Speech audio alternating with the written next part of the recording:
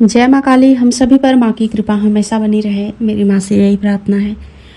हम भक्ति करते हैं, पूजा पाठ करते हैं, लेकिन कहीं न कहीं कोई न कोई ऐसी चूक कर बैठते हैं जिससे कि हम पूरा जीवन भक्ति में ही क्यों न बिता दें, पर हमें हासिल कुछ भी नहीं होता। उल्टा और भी ज़्यादा विपत्तियाँ हमें घेरे रहती हैं। मैं आपके साथ एक छोटी-सी स्टोरी शेयर करूँगी जिससे कि आपको सब कुछ समझ में आएगा कि आखिर मैं कहना क्या चाहती हूँ। आखिर ईश्वर के जो दर्शन हैं, भगवान के जो रूप हैं, मूल रूप का जो साक्षात्कार है, वो होता भी है कि नहीं इस कलयुग में। जो कि कलयुग ऐसा समय है जिसमें मतलब आप कितनी भी कठिन से कठिन तपस्याएँ कर लो, भगवान के दर्शन नहीं होते हैं। और वहीं इसी कलयुग में कुछ लोग ऐसे भी हैं जिन्हें कुछ ना करके भी भगवान के दर्शन हो जाते हैं। आखिर ऐसा क्यों होता है? ये सिर्फ कहने सुनने की बात नहीं है।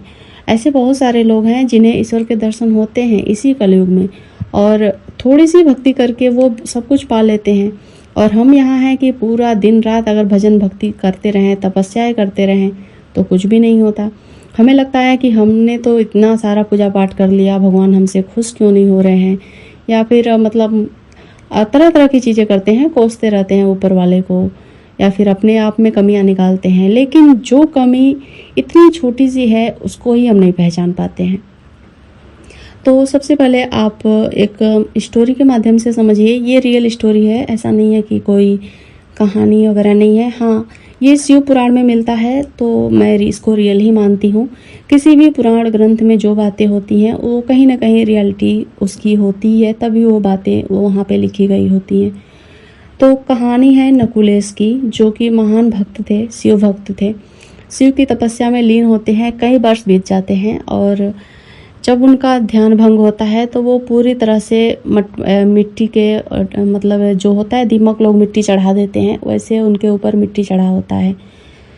तो वो तपस्या से उठते हैं तो अपने शिव को, आराध्य को ढूंढने निकल पड़ते हैं। जहाँ से उन्होंने शुरुआत की थी वहाँ पर उनको जाना होता है, यानी कि वो कैलाश में वापस जाते हैं महादेव से मिलने के लिए। तो रास्ते में वो भूख प्यास से परेशान हो जाते हैं।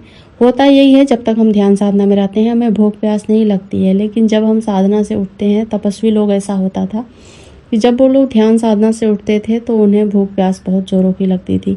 या आज भी होता है, हम लोगों के साथ भी होता है, आम लोगों के साथ भी होता है।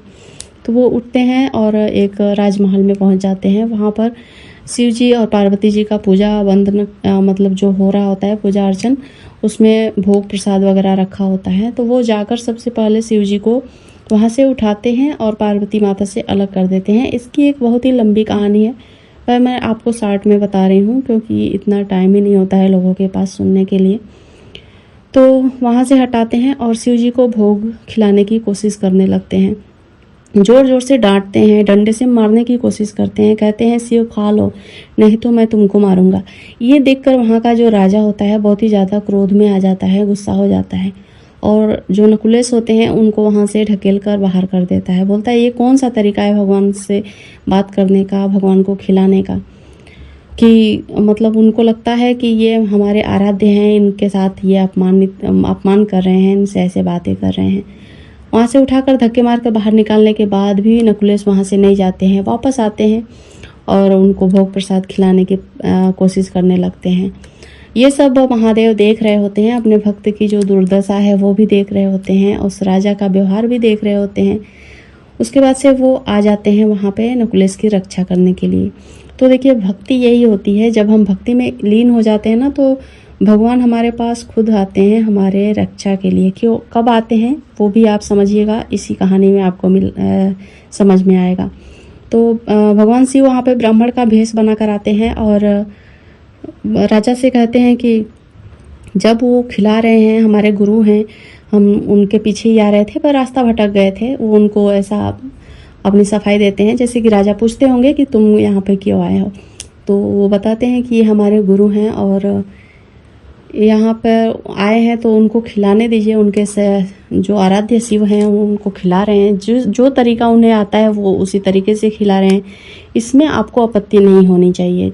जो जैसे भगवान को मानता है वैसे उस तरीके से उनको, वो अपना अपना, सब लोग का अपना अपना तरीका होता है अपने ईश्वर से बात करने का। तो राजा कहते हैं कि ये पत्थर की मूर्ति है, तुम दोनों गुरु और शिष्य को समझ में नहीं आ रहा है, ये पत्थर की मूर्ति है तो कैसे खाएगा। तब वहाँ पे जो ब्राह्मण भेष में शिव जी होते हैं वो कहते हैं यही तो मनुष्यों की कमी है कि वो यही समझते हैं कि ये पत्थर की मूर्ति है, वो लाख पूजा पाठ कर लें, कितना भी उसमें रम जाएं, दिन भर फूल बत्ती चढ़ाते रहें, लेकिन उनके हृदय के कोने में कहीं न कहीं ये ज़रूर रहता है कि ये तो पत्थर की मूर्ति है, इसमें भगवान भला कैसे हो सकते हैं। बस यही तो बात है। और ये कहानी का सार भी यही है कि हम मतलब कितना भी साधना कर लेते हैं, कुछ भी कर लेते हैं, लेकिन मन में कहीं ना कहीं यही रहता ही है कि कलयुग है, भगवान कैसे मिलेंगे, या फिर पत्थर की मूर्ति है, इसमें भगवान कैसे हो सकते हैं। और यही वो जड़ है जो हमें भगवान तक पहुंचने से रोकती है, ईश्वर तक पहुंचने से रोकती है। तो आप समझ गए होंगे इसी कहानी के माध्यम से कि भगवान को प्राप्त करना है तो हमें क्या करना चाहिए। जो हमारा बिलीफ पावर है उसको बढ़ाना चाहिए, हमें विश्वास, पूर्ण विश्वास। अगर हम मिट्टी को भी भगवान मानते हैं ना, तो हमें यही समझना है कि यही हमारे भगवान है। ये मिट्टी नहीं है, ये भगवान है, ये पत्थर नहीं है, ये भगवान है। जो हम ध्यान साधनाएं करते हैं तो हमें इसी उम्मीद के साथ करनी चाहिए कि हम जो ध्यान कर रहे हैं उसमें भगवान दिखेंगे ही, हम उन्हीं के लिए कर रहे हैं, तभी मिलेंगे, ऐसे नहीं मिलेंगे। तो मन का जो एक कोना कहीं ना कहीं रह गया है कि नहीं, ये भगवान नहीं मिल सकते, कलयुग है। ये जो कलयुग का शब्द है ना, ये भी हमें बहुत ही ज़्यादा भ्रमित करता है और लोगों के द्वारा इसको इतना ज़्यादा बड़ा चढ़ाकर बताया गया है कि कलयुग है, कलयुग में भगवान नहीं मिलते हैं। तो हमारे मन में कहीं ना कहीं ये घर कर गया है कि ये कलयुग है, कैसे मिलेंगे, पत्थर की मूर्ति है, कैसे मिलेंगे। तो बस मेरी कहानी कहने का मतलब यही है, सुनाने का मतलब यही था कि अगर आप भी चाहते हैं कि भगवान के दर्शन हो, वैसे मेरा मतलब मैं अनुभव अपना शेयर करूं तो ऐसा मेरे साथ भी हो जाता है। जैसे कि हम इंसान हैं, कभी कभी हमारे मन में उठ जाते हैं ये प्रश्न, लेकिन ये प्रश्न चिन्ह जो है उसी को तो हटाना है। अगर ये हट गया तो हमारे और हमारे भगवान के बीच की जो दीवार है, समझो वो हट गई। जय माता दी।